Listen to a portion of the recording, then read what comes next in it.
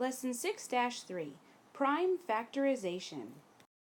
By the end of today's lesson, you will be able to find the prime factorization of a composite number. Okay, make sure that you have your pencil and paper ready so you can take notes as we go along and work through these problems with me. Today we're going to be learning about prime factorization, which is a composite number written as the product of its prime factors. Make sure you pause the video and have that definition written down. Prime factors are the prime numbers that are factors of a composite number, such as 1, 2, 3, 5, 7, 9, and so on. So let's work through a couple of these so that way you can get a handle on this. We're first going to use the number 36. So one way to do this would be to use a number tree.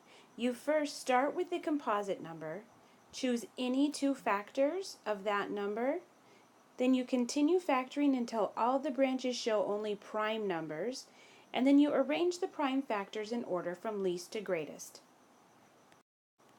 So here's our example 36. I have my number 36 and I make two branches coming down like this. I'm going to use my factors 3 times 12. Now 3, I know, is a prime number, so I'm going to just leave that the 3, but I need to take this 12 and I need to factor it down till I have only prime numbers left. So for that 12, I would do 3 times 4. Again, I'm left with a 3 here, so I can leave that, but I need to branch this 4 out till I have only prime numbers. So then I have 2 times 2. I can do it just like this, or along the way it would look like this. I start off again with my 3 times 12. My 3 is a prime number, so I'm going to just branch that and leave it a 3. Then here I'm going to go 3 times 4. Then that way I'm keeping them all in line. My 3 is fine, so I'm going to branch that down and leave it a 3. This one I leave a 3. But this one I need to branch down, and I do 2 times 2. Now I'm left with, on this bottom row now, all of these are prime numbers. So I first started here with my composite number. I chose any two factors to begin with, and then I just kept factoring and branching down till right here all I was left with prime numbers. So then you arrange your factors in order from least to greatest. So my prime factorization for this, for 36, would be 2 times 2 times 3 times 3. You can also use exponents to express this prime factorization.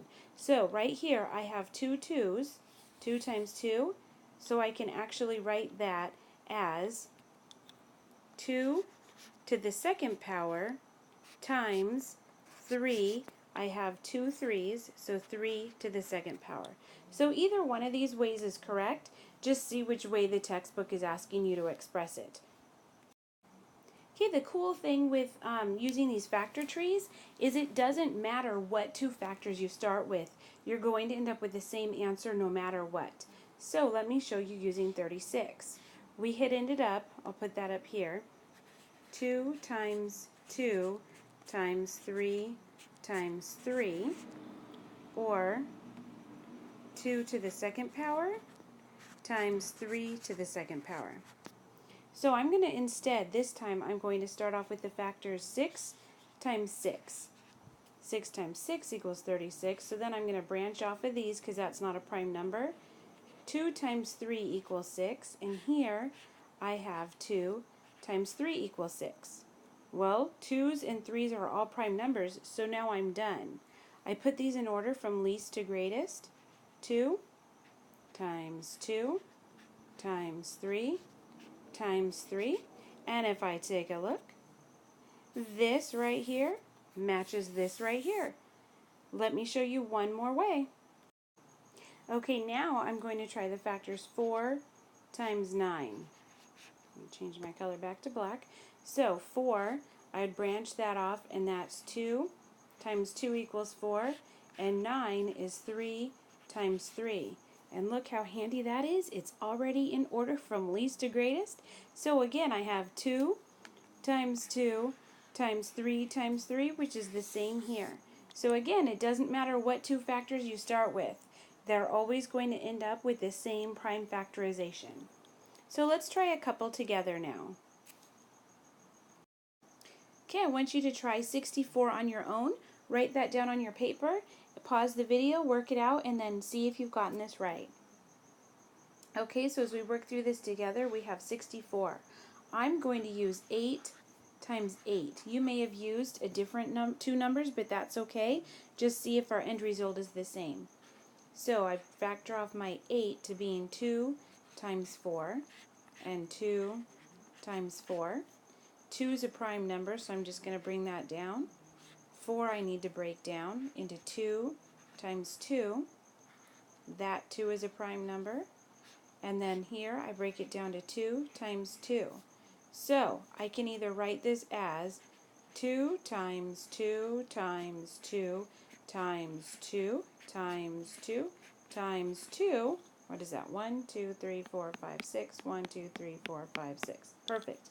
Or I can write in exponential form, which would be 2 to the 6th power. Is that what you got? I hope you did.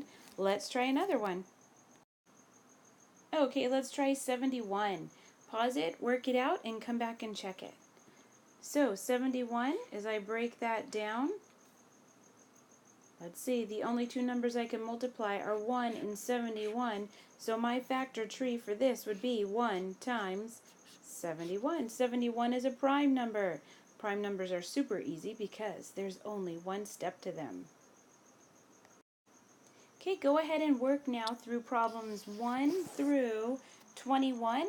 Then come back to the video and I'll go through the next part of the lesson. Alright, sometimes you're going to be given a very large number, like 9,450. But you can use the divisibility rules to help you find the prime factorization of this.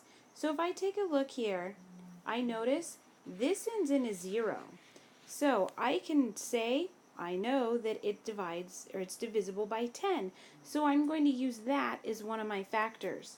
So it would break down, and I would say 10 times 945. 10 is going to break down into 2 times 5. 945, if I look at this and add up all of these digits, the digits equal 18. So I know that if this sum is divisible by 9, then that's what I'm going to use. So I'm going to divide by 9. 9 goes into 945.